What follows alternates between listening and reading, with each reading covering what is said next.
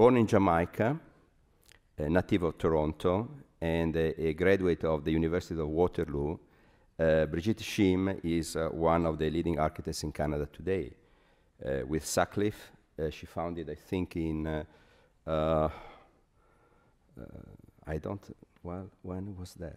When was that? 94. 94. I checked everything before, but I forgot that. The Shim Sutcliffe Architects in Toronto. And of course, this office has done incredible work. And they got, I checked that, 8 Governor General's Award in Canada. So I think it was quite a remarkable recognition for the work that they did in these years. Brigitte is a member of the University of Toronto. She's teaching there. She's been teaching there for a long period.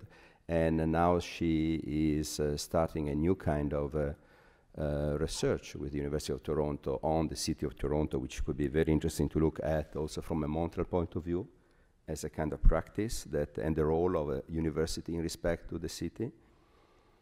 And she has been teaching in a lot of other places, like Yale and Harvard, GST, and EPFL, the Polytechnique à Lausanne. I just wanted to kind of, in the short time we have, share some thoughts with you that hopefully will contribute to my sense of a kind of changing world that we live in. In 2007, I was invited to be part of the Aga Khan Architecture Award jury. And I would say prior to serving on this jury, I must admit that I was very unaware of the significance of this program. Like many North Americans, I really associated this with an admirable recognition of restoration projects throughout the Muslim world. And I did not link it with contemporary buildings.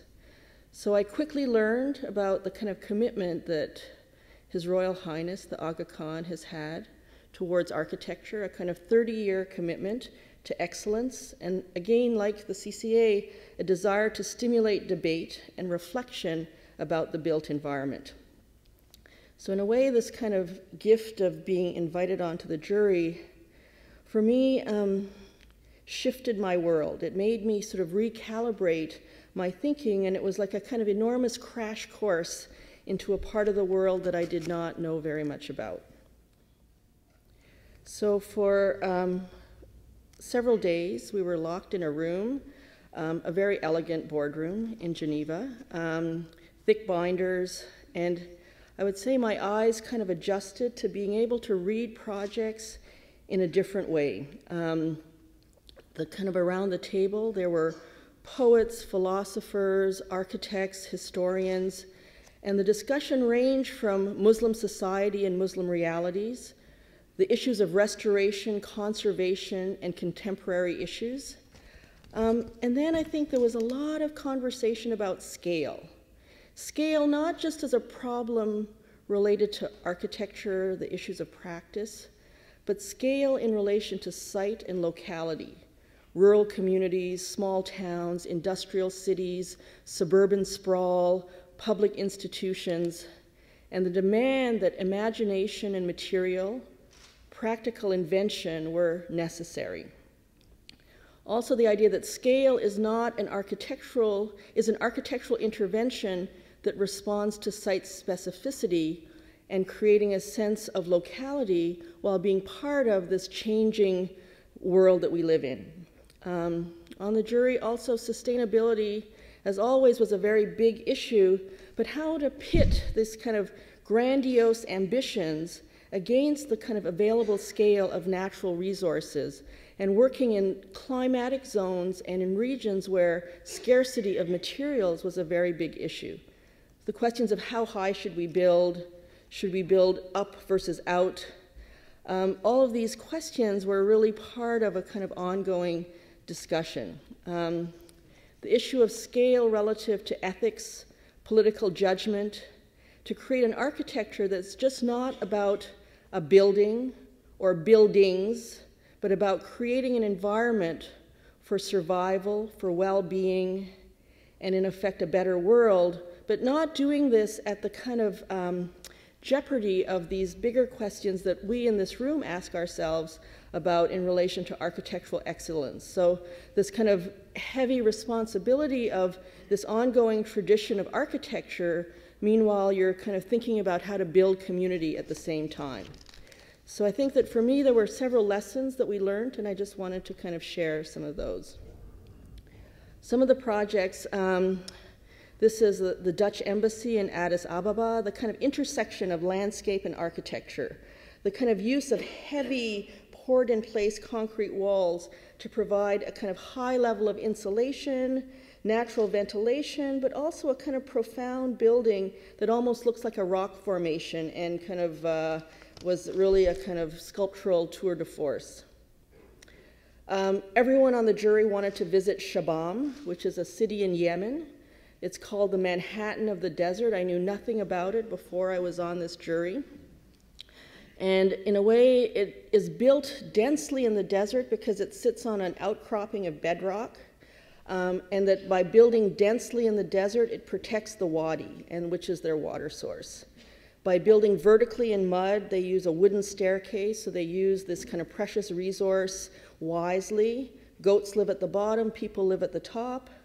And in a way, this kind of whole development maybe talks about the challenge of alternate forms of urbanism, one that in effect could be inspired by these historic precedents, be innovative, and maybe speak about a different kind of challenge or a counterpoint to the suburban sprawl of the kind of Western and now Asian world that we are so part of.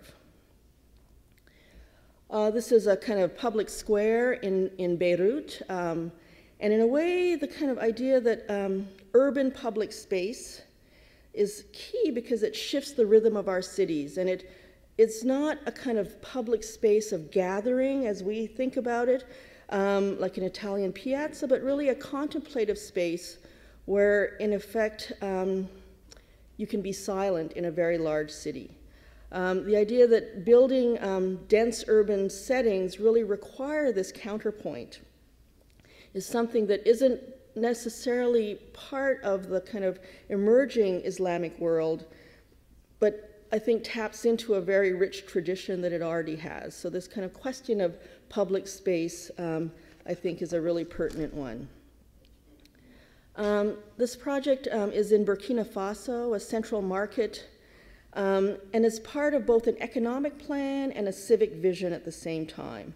And the market really creates an urban context in a place that people were leaving these mid-sized towns, going to the big city, which is a very common phenomena. But the idea of creating powerful sculptural spaces out of compressed earth, creating these vaults, I think, was really a sort of sense of monumentality and civicness that provides a place for exchange. The architectural reality is that, again, wood is a scarce resource. These vaults needed to be self-supporting. In the lower right, they built a prototype of one of these one-to-one because most people couldn't read drawings. It was, in effect, their retail marketing tool. It was also their construction timeline. They actually had to make every one of the blocks so they could figure out the materials they needed and then multiplied it by the kind of scale of the actual market. And then they used it to train 40 masons who had actually never knew how to lay block. And so the idea of this participatory process and finding alternate ways of actually conceptualizing the process of making architecture really allows it to, in effect, be a market that is, in effect, a communal space, beautiful, monumental, and really, I think, powerful and lasting at the same time. This is a developer high-rise building in Singapore. But in a way, it offers us some really interesting lessons. These high-rise buildings exist in Dubai, in all parts of China, and they're really speculative in the kind of monetary sense, and that this building is speculative in a very different way. The idea that it could actually address the kind of residential needs, but also look backward at the same time that it looks forward. So the idea that it's operating in a tropical climate, monsoons are very common, and the designers actually looked at what is called a traditional monsoon window, which in effect is a way of providing natural ventilation during blinding rainstorms and monsoons. And so the idea that you could be 20 stories up and you could actually open this flap and actually get natural ventilation in your high-rise unit while it's raining outside. So this kind of idea of borrowing from the vernacular to actually be part of a kind of modern condition, I think was for us a way to think about, again, the breadth and the kind of changing nature of the Muslim world and the need for multiple responses in different conditions. This project is a school in Rudrapur in rural Bangladesh. And in a way, this two-story school emerges from a kind of young woman's understanding of a local community, spending a year in this village as a volunteer, combining, in effect, formal architectural training with a commitment to community. And then one of the things we talked about a lot in the jury was this idea of knowledge transfer, this kind of sense that we shouldn't be imposing things on people, but in effect, from a deep understanding, emerging kind of new and innovative solutions to ongoing problems that we have. In this village, they always had one-story buildings, some made out of earth architecture, and some made out of bamboo, and this was the first two-story building that had ever happened in this village. One of the things that happened was that they really used, in effect, this earthbound architecture with the bamboo sticks. The highest piece of technology was a drill that had a bit really long so it could go through 3 layers of bamboo at the same time. And that really created, in effect, a kind of solution that is, in effect, not really about being contemporary or traditional, but really thinking about the questions of its local context.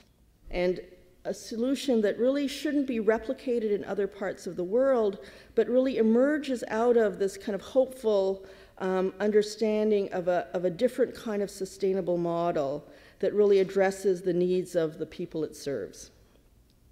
So what I started to do was to start to map, in effect, the last few awards and to think about the places where these awards were given. So you have Malaysia, Singapore, northern India, portions of Africa, Yemen being, in effect, the cluster of the kind of award program. Because in a way, for me, this kind of sense of the shift of the global condition was kind of part of the experience of being on the jury. Sorry. Then in 1993, I received a Canada Council grant. And I was very fortunate to be able to travel to Scandinavia. And at the time was really interested in the relationship between modernity and the vernacular, and this kind of different kind of equilibrium that had been struck by some of the kind of Scandinavian work. Sorry. So this is a photo I took inside Villa Maria, but it's looking at the kind of structure beyond of the kind of sort of canopy, which uses steel concrete to support a sod roof, and this kind of sort of amazing sort of intersection of these different kinds of technology and ideas about architecture kind of woven together in a very different way. Then in 2006, Howard and I were really honored to be part of the 10th Alto Symposium. So in a way, the Aga Khan was celebrating its 10th cycle, and this was the 10th Alto Symposium. And we were part of a kind of very privileged group of people from Portugal, Australia, Denmark, Norway, Canada, that were there to kind of talk about architecture. And we were, spent time in the same place, so it's a slightly different vantage point from the balcony, but that same kind of detail. And really, the kind of ongoing conversation about a kind of certain kind of architecture. And so what I did is I took the last 3 Alto Symposiums and tried to think about where the people that were speaking were actually from. An Australian, a North American, a kind of South American, and then a kind of cluster from Europe and then Japan. And then the one that we were part of kind of reinforcing a kind of the European, one Australian, a kind of Canadian. And then the kind of current Alto Symposium. And when I received the kind of invitation to the kind of 2009 Alto Symposium, I was actually really both delighted and surprised that in this kind of remapping, in effect, what you have is that Francis Carré, who was a 2004 Aga Khan winner, a project in Burkina Faso, was actually a speaker at the Alto Symposium. And Anna Henringer, who was the author of The Handmade School in Bangladesh, was also one of the speakers at the Alto Symposium, including speakers from Thailand, India, and South Africa. So in a way, this kind of very sort of northern-based, kind of Eurocentric symposium in its kind of 11th cycle has actually kind of reached out and is really addressing a more global condition. So then I actually kind of put together both the Alto Symposium and the Aga Khan Awards in a kind of new remapping to think about, in effect, the connection between these worlds of architecture and the kind of merging of what we always saw as separate conditions, the kind of Aga Khan Awards always feeling as if it was on the periphery, and it was only this little window every 3 years for the Western world to see what was actually going on in the Muslim world. And maybe the kind of fact that there are more lessons than we could imagine, and the kind of bigger question about high design and ethics in architecture. Too often, good intentions are realized in the form of what I would consider mediocre architecture. So there's a kind of attitude that generally it doesn't have to be so good if it's a good cause. I think that we really need to demand, in effect, that good intentions are expressed by the highest level of design. And in that way, the quality of the aspirations can really be matched by the quality of the built form. So this kind of potential sense of this kind of dichotomy between the world of Aga Khan and the world of Alvar Aalto are maybe not so different, and that the kind of questions that they are asking are in effect at this point in time, after 30 years, the same questions, not different ones. And that maybe we have more to learn from the kind of Aga Khan winning entries because of the way that they've had to develop methodologies and processes for creating architecture, and it's not just a one-way knowledge exchange, but a two-way knowledge exchange. If we think about Canada, I think that we have to also understand how big we are as a country. And in a way, that kind of issue of scale, which was the conversation in the Aga Khan Award, is something that we think about all the time as Canadian architects. We actually have one of the lowest densities in the entire world, and yet we live in dense urban cities. And so this kind of ongoing dichotomy is very much part of our struggle as a country, as architects and people interested in the built environment. I would say we're in this wonderful building, and in a way it's celebrating its 20th anniversary, but it's really, I would say, its 30th anniversary, because it's really 30 years since Phyllis really started to collect this amazing kind of treasure chest of material that is this knowledge base that we really are indebted to. And that many of the kind of early exhibitions of the CCA were really about disseminating this seminal knowledge, this kind of the archives being made visible and understandable to a much broader public. So I think that all of these works and all of these exhibitions have been so important in terms of building a kind of a base, a kind of foundation. But where we are now is a kind of new era, and I think that the kind of recent exhibitions challenge us to think and to act, and I think that it's a kind of whole kind of new way, again, of thinking about the role of an institution, not just as a kind of creator of these exhibitions, but really as a kind of agent for change, as a kind of a more activist position. And I think that the kind of most recent exhibition of actions, I actually brought all of my U of T students here. And to see them totally engage in every one of those actions, being so inspired to actually create their own actions to be part of the kind of last month of the exhibition, was really about the role of the kind of next generation, these students of architecture, actually totally understanding it and being empowered by the kind of way that the material was presented, and basically saying, so what are you going to do? How are you going to participate? So I feel that it's a kind of shift. Again, this institution is shifting just like all of these other sort of groups are shifting. Now, I'm from Toronto, not Montreal. And so this is a kind of view by Stephen Evans of Toronto that I actually enjoy, because it shows a very gritty foreground of railway buildings, and out of that emerges these amazing skyscrapers. And when I was in grade 9, I was asked to do a geography project. And so I picked a part of Bloor Street, and I talked to someone in the planning department, and he gave me the phone number of someone named Jane Jacobs. I actually didn't know Jane Jacobs at the time, and luckily I didn't, because I would never have done what I did, but I phoned her, and I said, I'm working on this geography project, and here's my idea. And her response is that you need to know your own backyard. So she basically told me to kind of totally focus on one block, maybe even on a part of a block, not the whole block, and know it really well before you go on, discussing other issues. And I really took that to heart. And in a way, the kind of question of focus and understanding the place that you live and what it has to offer has sort of been a touchstone. And I wanted to just use that to describe a couple of built projects. This was my backyard, abandoned cars and weeds. And that backyard is actually in an alleyway in the east end of the city, and it's a very small building.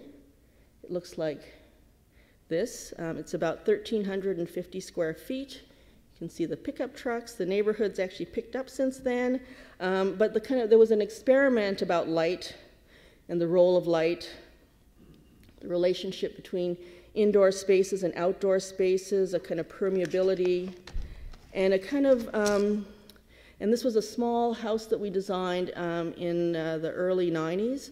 But the idea that a kind of early experiment can actually make you think about the way you can reimagine the city. There's a kind of whole body of work in the Toronto archives documenting Victorian laneways, and kind of work with my architecture students from U of T. I started looking into the kind of role of the archives and the kind of way that these laneways in a kind of Victorian Toronto had a role. And then in current Toronto, these laneways exist everywhere. When we tried to check with the Public Works Department, they didn't know how many miles or kilometers of laneways actually existed. They had no records of what that was. So with my U of T students in architecture, landscape, and urban design, we started documenting these patterns of lot division and built form, and starting to kind of describe this kind of emerging laneway condition. And then we started to study these laneways. We actually developed our own typology. We have Z lanes, I lanes, T lanes, and kind of started to map the frequency of these laneways in different parts of the city. And what emerges is a kind of remapping of Toronto, not focused on the primary streets or the kind of main arteries or public transportation, but looking at these laneways as really an alternate form of densification. Right now we have suburban sprawl, like every North American city. We have ugly condos on our waterfront. The idea that laneways as a form of densification could actually contribute to the strengthening of neighborhoods, a kind of use of existing infrastructure, and actually add a kind of incrementalism to its ability to operate. So as opposed to mega projects, they're almost mini projects, and the kind of way that it becomes a kind of alternate response to the way that we imagine the kind of future of our city.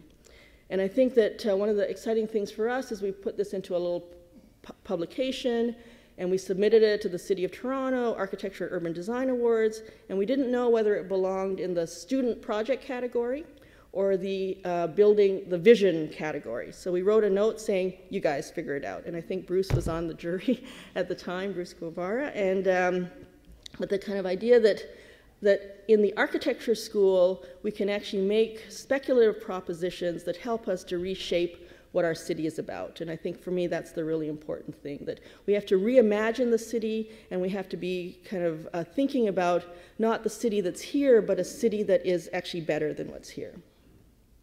So also in Toronto, we have laneways. And in a way, Larry Richards has described laneways as, ravines as San Francisco turned upside down. This kind of amazing topography, but in negative as opposed to positive.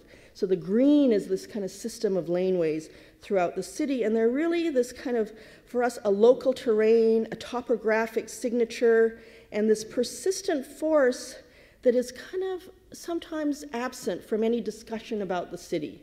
And that there's a huge homeless population in ravines. There used to be chemical plants, brickworks. It has all these things that are slightly undigestible. And then yet there's this kind of amazing relationship of this kind of natural kind of area to the urban core, this kind of juxtaposition of laneway and urbanity. And I kind of just wanted to share a few projects where in effect, very early work where we're kind of thinking about the whole idea of how to occupy the edge of the ravine and how to kind of descend and experience this kind of natural feature in relation to a kind of new foreground. And so we've been very fortunate to work in a lot of sites where this kind of demand of kind of how to engage the ravine is this kind of ongoing kind of criteria, this kind of conversation that we're having. And this kind of way that the ravine, and it's as much a man-made as it is a constructed landscape. So I think this kind of oscillation and understanding of foreground and background and scale is a kind of persistent exploration. Also, we're fascinated with materials, and this is a kind of mock-up in a steel shop in Toronto, looking at a kind of series of panels, the joints, the kind of girt system that we're using, in effect exploring projects that also explore different materials that we think we know and trying to think about them in different ways. So this is called the Weathering Steel House. And then again, working with water, which is a kind of persistent preoccupation, this question of indoor and outdoor, so beyond is the kind of edge of the ravine, and this kind of same project from the outside looking in, and then the inside looking out in winter as opposed to summer, so this kind of question of the seasons and their role within our understanding of architecture. And then I think a project that we are just about completing, it's taken a while, and this kind of idea of a kind of undulating building at the edge of a ravine, a kind of a project called the Integral House that we've been working on, where it has a kind of fairly subdued presence from the street and a kind of more heroic side, and the way it is in effect a journey through the ravine, and kind of explorations of it. And the kind of process for us in this project has been one where we've really been able to kind of think about both, again, this kind of natural journey inside and out, but also a kind of an experimental project for us that really talks about a belief that architectural ideas and materials are inextricably intertwined. So the way that you think about a physical aspect of architecture is that in its conceptualization is a kind of exploration about how it will be realized in its physical form. And we really, in this project, for us, use computers and fabricating processes to help us to realize an architectural vision. So flat and rotational laser cutters, water jet cutters, casting, bending, punching, stacking, this kind of ongoing give and take with fabricators was kind of essential. Digital files going back and forth to kind of realize something that could have been handcrafted, but in a way the kind of experiment was really not about doing that. So, so mock-ups of pieces and kind of really development of a kind of skin of the building, experiments with digital printouts and, you know, kind of using the computer technology to develop specific aspects of the project, and then this kind of sense of its construction, some photographs by Ed Bertinsky, and then its kind of location situated on a ravine edge. The view from the street, the sense of topography internally and externally.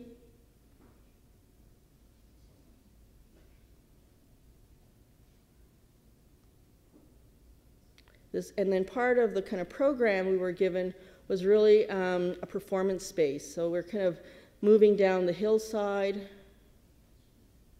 So this is the lowest level. We're kind of at the base of the trees. And then the performance space and the kind of ability to learn from everything from modern dance performances to concerts, and this kind of idea of its use and a kind of as a kind of venue for small musical performances. This is Toronto in terms of hours of sunlight, and I would say all architecture students actually draw differently, think differently because of this bigger issue of sustainability.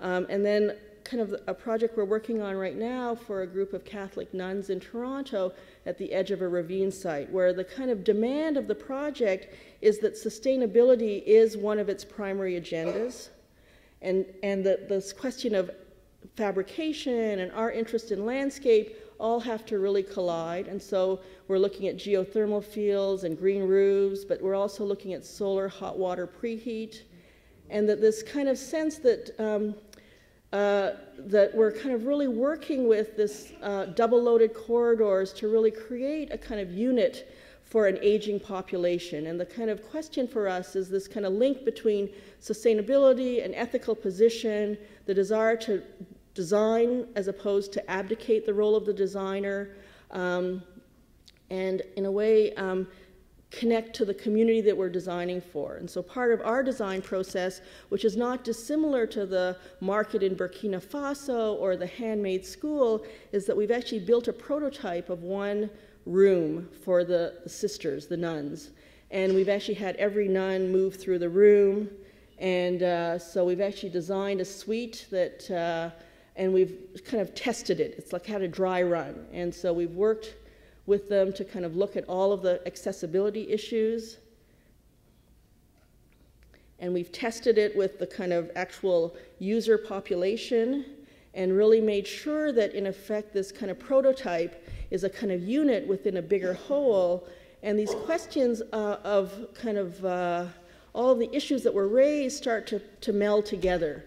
And that we really need to think about, as architects, a different kind of world, a kind of a counterpoint to the placelessness that is around us, and ways that, as using our kind of discipline, we can actually nurture and provide alternate models of practice that really link and support designers to work really directly with community, to not abdicate their role as designers, but actually to produce, in effect, really great design that emerges out of community and it allows us to touch people's lives. Thank you.